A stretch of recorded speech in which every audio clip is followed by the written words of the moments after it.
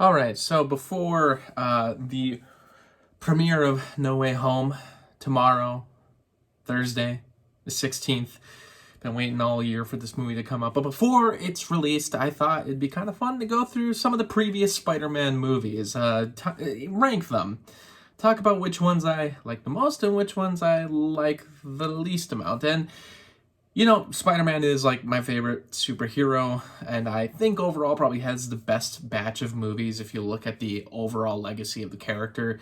Not including the 70s movies, which were just compilations of the TV show. I actually haven't seen those, and I haven't seen anything of the Japanese Spider-Man either. I should probably get on that, but this will just be the movies that have been released since 2002. Includes the animated one, of course. And I wasn't too sure about including the Venom films, but given that end credit scene in Let There Be Carnage, I think it's probably worth throwing in there. So whatever, I'll just throw the Venom movies in there and go through them quickly. But let's just get on with it, get on with the show, and I hope this works because I'm kind of just putting this all together last second. All right, perfect. So, the worst Spider-Man movie. Yeah, it's kind of weird that I'm including these, but I'm not including like Civil War, Infinity War, and Endgame. Even though those all include Spider-Man in the same way that this one does. Hell, the first Venom doesn't really even have Spider-Man at all. I mean, I don't even know if there's like a reference to Spider-Man in that movie. So, anyway, Let There Be Carnage. It's not good. Not good. Just a weird 90-minute outdated feeling film that lacks character and lacks any kind of interesting story, and just so much like talking going on throughout it all. It never seems like the movie just shuts up when there's not really anything going on in it anyway. And I feel like there's this forced storyline between Eddie and the symbiote that it's like they're fighting and they have to make amends and develop a relationship in the film, but just honestly doesn't work for me, and the humor doesn't work for me.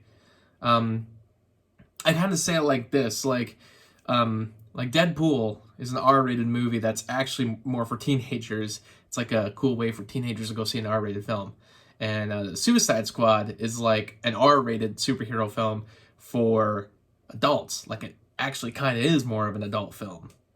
To me anyway, even though it can be silly. Like, I feel like that's what Deadpool, a lot of people think Deadpool actually is, which is geared towards adults, whereas I think the Suicide Squad is an actual R-rated film that is kind of geared towards adults. Venom kind of seems like the film where it's like, it's trying to be kind of like Deadpool, and also trying to be really cool with the teenagers, but really this is more like, to me, like what, I don't know, like a 12-year-old watches, and they're like, I'm badass for watching something, this is edgy. And I don't know, if I was that age I probably would like it, but no, this doesn't do it for me. I don't really have much to say about it. It's just, it doesn't work for me, and I know a lot of people had fun with it, but I didn't. The next film, which is at the bottom of the list, Amazing Spider-Man 2. So this would actually be at the bottom of the list because this film disappointed the hell out of me. I loved the first Amazing Spider-Man, and I'm sure that kind of already helps you to figure out where it's going to be on the list, but the second one was such a disappointment. Didn't live up to anything that the first film was doing, and did way too much. And it's not a case, I'll get to Spider-Man 3, but this was not a case where, there's no way to edit some of the scenes out. Like, no, you could have gotten big chunks of this film out of there completely, and it wouldn't affect the storyline at all. In fact, there's like a pretty popular Reddit post out there where someone describes what they would do to edit down the film, and the story would still make sense, but it would remove big chunks of it that really don't matter. Like the whole subplot involving the dad and, Peter's dad's connection to the spider, and that project that he was doing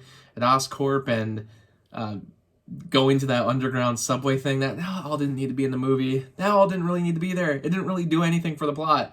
Nothing. And I just feel like there's a lot, of back and forth between Gwen and Peter that felt like unnecessary. Like it just didn't feel like we needed to have relationship problems between them, but they chose to do it, and I just didn't think it worked. And then kind of too many villains in a way, but if anything, it's more that they're just rushed. We don't have a whole lot of Rhino. We don't get a lot of Green Goblin. Even though I kind of like the Green Goblin from this film, there's just not a lot of it in it. It seemed like they were setting up more for the Sinister Six movie. The film mostly focuses on Jamie Foxx, who is kind of a letdown because he's basically doing a cartoonish... a lot of people compare it to Jim Carrey's Riddler, but yeah, it's basically that. It feels, again, outdated. Kind of like Venom and the Venom films. It just feels outdated. So, yeah, not a fan of that one. But honestly, it has grown in recent years because, like I said, you can kind of see where there is a good movie in there. And you could edit some of it down and maybe make a better film. And also, there are some pretty genuinely great moments in it. I mean, there's a great action scene at Times Square where Peter needs to save everyone while only using... he only has one web shooter that actually works, and he needs to find a way to save everyone, make sure no one gets electrocuted, and stop a car from smashing into everybody all at once, and it's pure Spider-Man. Like, that really works well, and the ending does work well, too. It's emotional, even if the whole movie itself doesn't work, but I think with its connections to the first film, the ending does work. But overall, I skipped this one a lot. But it did improve from the last time I had seen it, which was back in 2014 when I just hated it. So, anyway, moving on. Venom! Venom, gonna go and get him! Whatever that Eminem song was. I didn't really like this one either. But, it was, simple enough of a story that it's kind of better than those other two. And, I don't know, maybe just the character isn't for me. I don't know. A lot of people say that Tom Hardy is doing the character a lot more justice now, and, I don't really hate Tom Hardy in the film. It is kind of a way different kind of character that he usually portrays, which I find interesting. It kind of makes me wonder a little more about Tom Hardy, because I guess I don't really understand his trajectory for some of the roles that he's picked, but,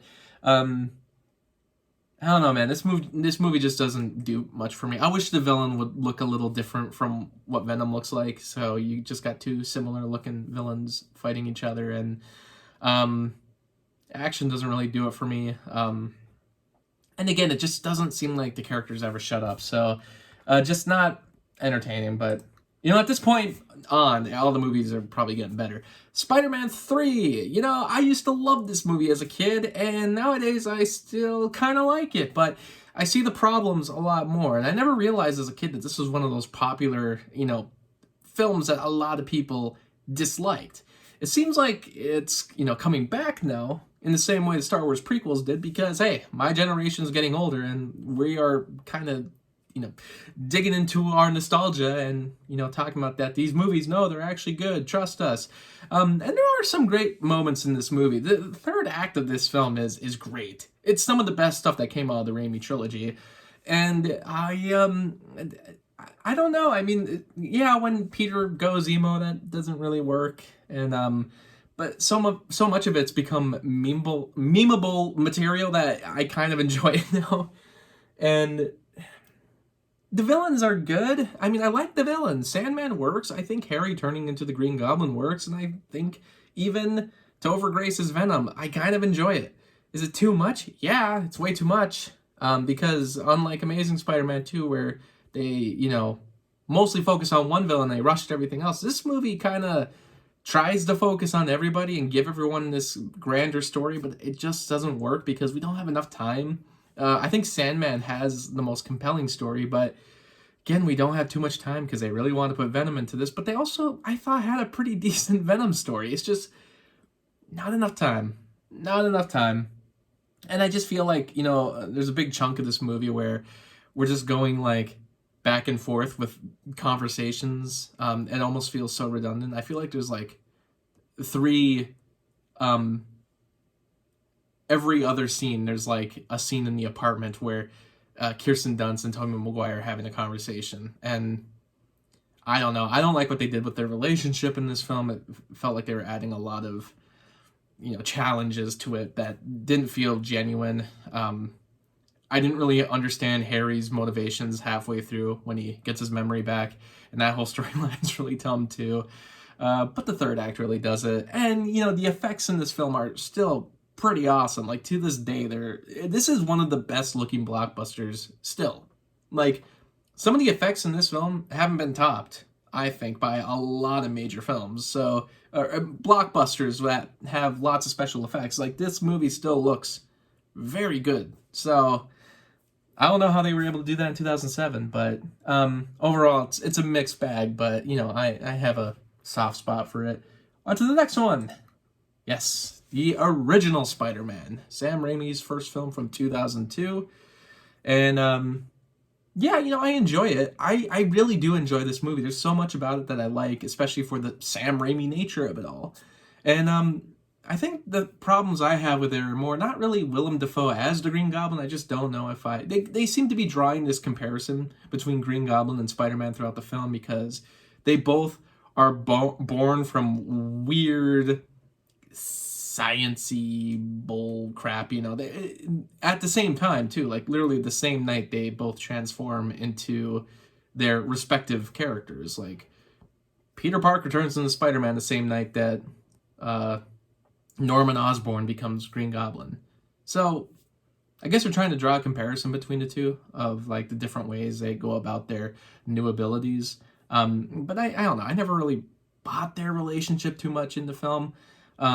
That, Norman Osborn's supposed to be like this twisted father figure to him that he ultimately needs to reject. I don't know. I didn't buy it, but honestly, like the final fight in this film is so crazy and so bloody and so badass. And there's a lot of scenes like that in the movie. Like the fighting scenes especially are just really like hand-to-hand combat are crazy in this movie. The dialogue is crap, but Tobey Maguire does make a good Spider-Man. Like, he can do the shy, dorky side of Peter Parker, but he can also do sort of the, badass, angry version of Peter Parker, especially when, he's going to the wrestling match, doesn't get the money. Like, I buy all of that from him, all the different emotions. It definitely, I don't think, has aged as well as the other Raimi films, and I don't know. I think if it would have came out today, I would say that it could probably learn a lot from newer superhero films, but it would also probably end up losing a lot of what made it unique because it was coming at a time where there wasn't too many superhero films. So it kind of was more of a Raimi film versus being an actual superhero film. If that makes any sense? Like, a lot of Raimi's influences throughout this film that I don't think would happen today. Of course, maybe once Doctor Strange 2 comes out, we can be proven wrong, and maybe Raimi still can bring his effect into a film. Regardless of it being in the MCU or being a typical superhero film. Anyway, let's move on. Spider-Man Far From Home. This is the one that I've probably changed my mind on the most. Even though I originally did, like it and enjoy it, I never liked it as much as the other Spider-Man films, but as I keep rewatching it, I dig it more. I think at the time, just because it came right after Endgame, I didn't really enjoy it that much, but on rewatches, it's improving a lot. I mean, there's stuff in it that's always been good. Mysterio's always been good. Those, like, I guess they would, what would they be called? I want to call it virtual reality, but yeah, that's basically it. These, like, virtual reality nightmares that he gets from Mysterio. Those scenes are amazing. Sam Jackson's just kind of doing nothing in the movie. I'm just looking at this ugly poster and just seeing the characters and reflecting only on them. But it kind of takes the vibe from Spider-Man Homecoming, where it's more of like a teen comedy, done very well. And then they take it to Europe, and it's cool to see Spider-Man in a different country. I like that. It's like, hey, we're seeing different stuff in a live-action Spider-Man movie. I get that a lot of people maybe think it's a letdown. To me, like, the only real major problem with the film is the fact that the secret, I guess spoiler if you haven't seen it, but the secret is that they're not monsters, they're drones. Ooh. I hate that. I hate that they're drones. I still can't wrap my mind around that. I don't know what it is about this series, but I can buy, like, the aliens and Thanos and everybody getting superpowers in really freaky dinky ways and magical arts and multiverses, all this crap. I can buy all of that, but I can't buy that drones can create a monster and monster-like destruction and everybody sees it and buys it. Like, I don't know, I don't buy that. That doesn't work for me. It's hard to wrap my head around it. Even though they try their best to explain it, I still think it's dumb. I just think it's dumb. Anyway, let's move on. Amazing Spider-Man. You know what? I like this movie, and I still do. And the only thing that kind of sucks about it nowadays is that it didn't really lead anywhere because the second film was crap, and then we didn't get to see the series continue, even though I thought it started off really strongly. Also, you know, now I'm mentioning Amazing Spider-Man 2 and how you could edit that film down. I was going to mention about Spider-Man 3.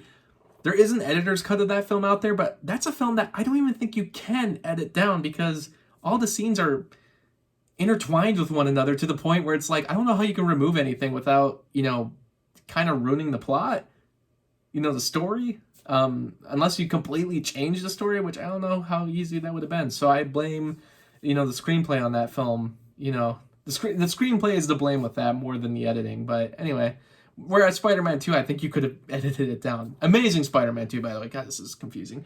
The Amazing Spider-Man 1. I think it's a strong film. I like the casting decisions so much. Like, if you're going to get a new Aunt May and Uncle Ben, Martin Sheen, Sally Field, as where to go. And Andrew Garfield, amazing as the character. He was, you know, I liked him more than Tobey Maguire. And I think nowadays I like Tom Holland more, but Andrew Garfield still, like, I thought he was a very good Spider-Man. And the dialogue in this is very, it feels real. Like, this feels like a real character and a real place and real high schoolers. And it's done very well. It's a better origin story than the first one. That seems to be most people's problem with this, is that, you know, oh, another origin story, so we didn't want to see it again. And which is too bad because, you know, there's a different villain in this film, the Lizard, which, I mean, he's not like the best of the Spider-Man villains, but he's a good first villain. And the actor that they got is very good in the role. Rhys Ifans, if I'm saying that name right, he is good as Kirk Connors. And God, Emma Stone as Gwen Stacy is so good, and Gwen Stacy was just a good choice to have in the film to kind of differentiate it from the other films, but also, you know, just not do the Mary Jane thing again, because it's like, hey, there was a whole nother relationship in the comics that affected Peter in a completely different way, and I'm glad that this film kind of discovered it. And it's such a good-looking film. I think the only problem I really have with it is, like, the costume. I don't like the costume that they went with. I guess it's meant to be, like, his first costume, so maybe it's not meant to be the best, but those eyes, those horrible yellow eyes, I can't do those. The movie is, like, this is a really, I think, well-done film, but I can see why people see it, and they're like, ugh, it's just, this is Sony's attempt to hold on to the rights to the character. So they basically did a rehash of the 2002 film and didn't really do a whole lot different. And I could see that, but to me, I'm like, I think it's a huge improvement over Spider-Man. You know, regardless of the fact that Raimi's not attached. So you lose a lot of those Raimi-esque moments and so many good filming techniques that he has. But this film, I think, just tells the story better, you know, because it has a lot of different superhero movies to look back on and, you know, they can learn from mistakes and make something great. It's just too bad that the sequel couldn't do the same. The studio got greedy. Spider-Man Homecoming. Yes, I like this movie. I like the way that this movie went about things. I like that they put him in high school and made him a real high schooler and kind of made it more like a John Hughes film. And all the side characters kind of have their own personalities, and it feels like they're of that generation. Like, it really does feel like a Gen Z cast. I enjoy Tony Stark in the film, even though he's barely in it. I like that he kind of is the big influence for Spider-Man, and that the whole challenge is that he wants to be an adult when he's still a kid, you know? And it's like, seems like a very simple story if I tell it to you like that, because it's like, hey, that's done a lot in film, but it's done really well here. And I enjoy the villain. Michael Keaton is really good as the villain. Vulture is really good. I wouldn't usually suspect something like the Vulture to make for such a compelling villain, but it works. He is, you know, kind of a middle-class villain. That's kind of what he is, and he's feeling like he's going up against the billionaires who is Tony Stark. And, you know, there's kind of a, I think, interesting message there, and I think it kind of gives you a better idea of what Peter's character is and where he's coming from and how he's going to go about the Spider-Man character. And I like that they take a lot more from the comic books as far as what the character's abilities are and what his suit can do. Because that is one thing, like, the suit used to be able to do a lot in the comic books. I think a lot of people forget this. It's kind of annoying because a lot of people criticize these movies for giving Spider-Man way too much tech. The suit has way too much tech. Have you ever read like the original like 60s comic book though? Like he had his costume could do all different sorts of things. And I know that maybe the complaint is more that, you know, Tom Holland, his Spider-Man is not the one actually building the suits. It was built by Tony Stark, so maybe that's why. Whereas in the comic books, it was actually made by Peter, and it actually gives you an idea of how smart he is, and that he's a genius and such. But I don't know. I think they had to find a way to realistically get a suit that could do all the abilities that the original comic book could do, and that's why I like it. And there's a whole lot more to appreciate about it. It's a smaller MCU movie, which is great because at this point the MCU kind of needed something like that, and they found it with a Spider-Man movie, which typically Spider-Man is like the biggest hero out there. He has the biggest stories and the biggest everything. And I like that in this movie they're like, no, let's bring it down to a smaller scale. Interesting choice, but it works super well. So yeah, I like this one a lot. I enjoy it. Honestly, in 2017, it was like one of my favorite movies of that. I think this was like my favorite. Actually, no, Thor Ragnarok over time has now become like one of my favorite MCU films, period. But I'm going to say this one still is like up there for the MCU and obviously for Spider-Man. It's so hard to rank the Spider-Man movies only because it's like, I usually want to like rank every Marvel movie, which includes just everything, like the X-Men and all the other kind of one-off Marvel films. And then I want to rank every like MCU film. So it's kind of hard to just do a separate list for Spider-Man movies, but I'm trying my best. Then we go on to Spider-Man Into the Spider-Verse. Of course, this is one of the, best animated films ever made. Yeah. Is it one of the best Spider-Man movies made? Yeah. And animation is spectacular. It feels like the comic books, and they do there's so much you could go into with this film. There's so many little hidden details throughout it all, and so many references and so much tribute to the character. And the fact that this movie was doing so much right from the beginning, like this is the first film in the series.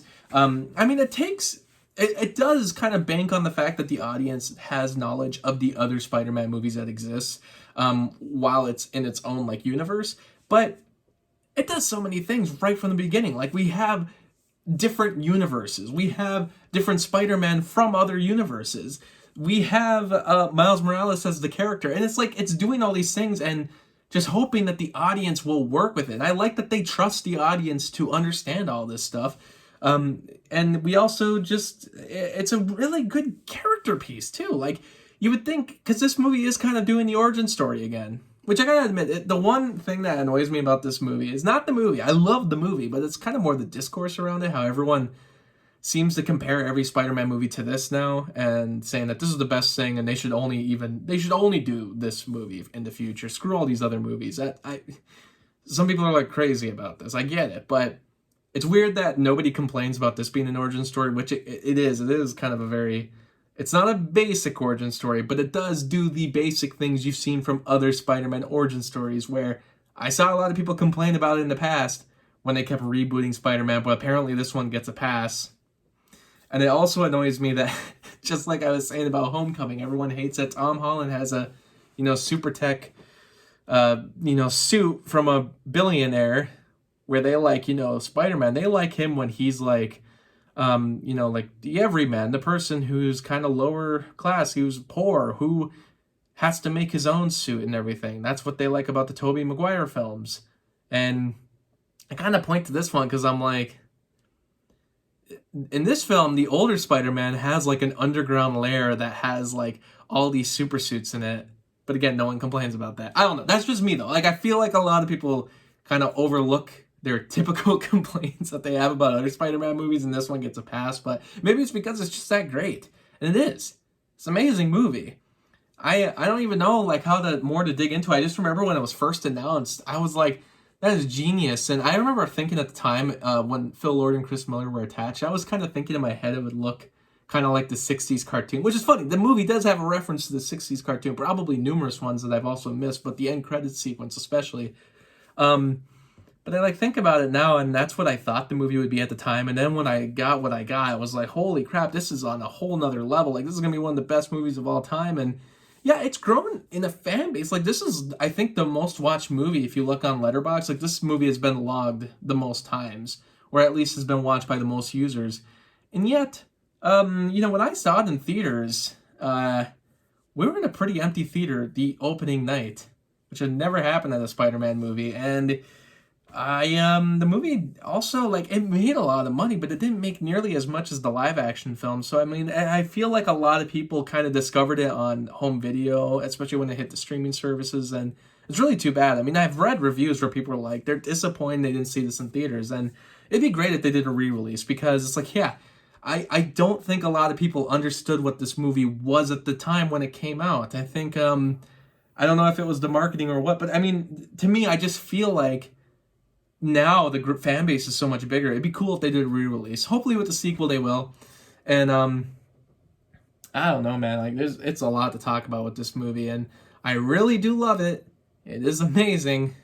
It does everything you kind of want to see out of a Spider-Man movie that you just hadn't seen yet. Has so much tributes to the character. Also has a very genuinely good story. I have a whole review of this movie on YouTube, so just go watch that because it gives you a better idea. But still, best Spider-Man movie and best Marvel movie still, and one of the best superhero films, and one of the best films, to me anyway, like one of my favorites, Spider-Man 2. Like, basically as perfect as you can get for a superhero film. And I think the only reason that it's better than Spider-Verse is that for as much as I love Spider-Verse, it is a tribute to the character, and there's too many characters in it where it's not too many characters, but if you're going to have any movie that has a lot of characters like that, and it's doing the multiverse stuff and everything, and that's good, and it's good, but it's like, at the end of the day, the kind of story I want to watch, though, is one that it's hard to explain what I'm saying, like, a movie that I find to be, like, actually perfect, something that hits at home, something that really digs in deep and gets to you on, like, a personal level, is a film that's going to be centered around the absolute character of just the leading person and the challenges they go through. This film is basically about a guy who goes to college, who has to work, who is poor, who's, aunt is in a bad place, or at least, financially in a bad place, whose best friend is in a bad place, who's can't have the love of his life in his life because of the dangers she might have from that relationship. All these troubles, and it's basically about a guy who is super stressed, needs a break, and doesn't know how to get one. And meanwhile, all these other challenges are happening, and it all just culminates perfectly. And it's paced perfectly. And the villain is great. And the villain is trying to be good and trying to do something good for humanity, but also gets, distracted by the fact that he just wants to be right, that he wants to do what he wants to do and not be challenged by others because he wants to see his plans play out. And even after he loses the love of his life. And, I don't know. To me, I find that the similarities between Doc Ock and Spider-Man in this film are much more believable than the ones that they kind of did in Spider-Man, the first Spider-Man. Like, this one doesn't feel so forced. It feels very genuine. And it's emotional, and it's well shot, and it's well edited, and I love that they went for the wider aspect ratio in this film because it looks like a much more beautiful film. The color grading is way better as well because the first film always kind of looked murky, whereas this one doesn't. Like, it looks super good, even to this day. Has one of the best just scenes ever, the train sequence where they're fighting on the train, and then, like, Spider-Man has to stop and save the train, and there's so many, like, goofy moments in there, but they're not goofy in the way that is, like, corny, or you laugh about it, or you can't take seriously. No, it's, like, goofy in a comic book way. I always talk about this movie with all, like, the random extras that this film has, how every single one of them are super memorable and really fill the world. Like, this also feels like a very, like, I don't know, like, I mean, I'm not a New Yorker, but it feels like a very New York film, and I don't know, maybe people think this is like a mockery of New York. I don't know, but I like that they fill up the city. It feels like a very real city, and this character feels real.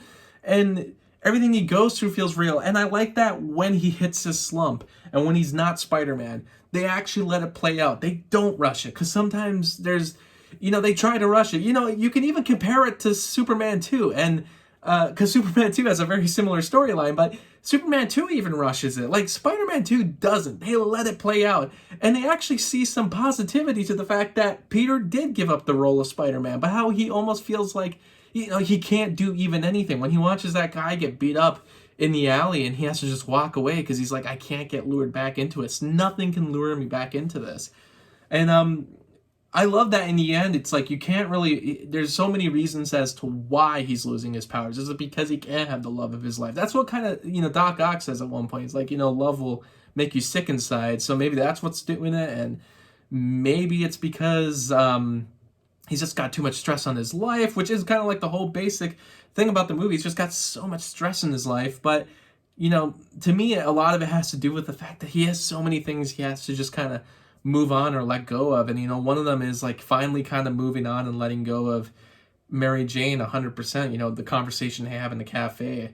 Finding amends with Harry when Harry finally captures Spider-Man and finds out it's Peter. It's like Peter tells him straight up, it's like, there's bigger things going on than you and me. And I'm like, I always thought of that moment, like, how is he going to get out of this? And when he said that, I'm like, that makes perfect sense. Like, I feel, and it makes sense that Harry kind of lets him go after that. Like, it's believable. And but especially the scene between Peter and Aunt May, where Peter finally tells her what actually happened the night that Uncle Ben died. And not only that, but it's like, she doesn't even say anything at first. She actually walks away. It's not like Peter is ultimately, in a sense, forgiven, or at least feels clear of his heart. It's like, no, she walks away. Like, he doesn't get kind of amends in that moment, but it's one of those things where it's like, they kind of just need to move on from it, and they do. And, the scene outside of the house when she's moving out is, very good. And she has, Aunt May has one of the best lines in the Spider-Man trilogy. And, one of the most memorable ones is Uncle Ben's, with great power comes great responsibility. But Aunt May's whole monologue about just being a hero and what it means to be a hero and the things you have to give up is like the premise of Spider-Man. And, God, it's perfect. I mean, on top of and J.K. Simmons in the film as well. I mean, I know he was in the first one, but man, he really gets to shine as J. Jonah Jameson. They all do at the Daily Bugle. And Alfred Molina is so good as Doc Ock, and even like the dialogue is better in this one. Like it doesn't feel like really cheesy romance this time around like the first one. Like, this feels very genuine. So, God, I could gush about this forever, but so many people have, and yeah, to me, it's still a nearly perfect film. I say nearly perfect because it's like I feel like I could maybe think of something, but even right now I can't. So maybe I could just say it's perfect. It feels perfect. Like this, it's... Anyway, I'm excited for No Way Home. Do I think it could top all of these? I don't expect it to. I'll say even the reviews right now have been even more positive than I thought they were going to be, to be honest. When I heard about No Way Home, I'm like, I'm excited. And as a fan, I'm excited. I know there's going to be a lot of fan service in it, though. And I was kind of thinking, I could see this movie not having a mixed reception, but maybe not being as well received as the first Tom Holland films, and maybe not even as well received as like the first Amazing Spider-Man. Like, I could see this being, a middle tier Spider-Man with how much they're packing into it. 'Cause to me, I'm like, that always could be a problem in a film. But if anything, the MCU has proved that they can cram a lot into a film and still make it very good. I mean, Endgame, Civil War, they can do it. And these reviews have kind of shocked me, honestly. They're even more positive than I thought. And I've been just listening to certain YouTubers where some of them are more positive about films in general, but some of them not always so. And they're digging this a lot more than I would have ever expected them to dig it. So I don't know what to fully expect with No Way Home, but if the reaction so far is telling me anything, I mean, all I know is that it must be good. And I'm excited. And I may not even know everything that's coming. So we'll see what happens. And we'll definitely be discussing that in the future.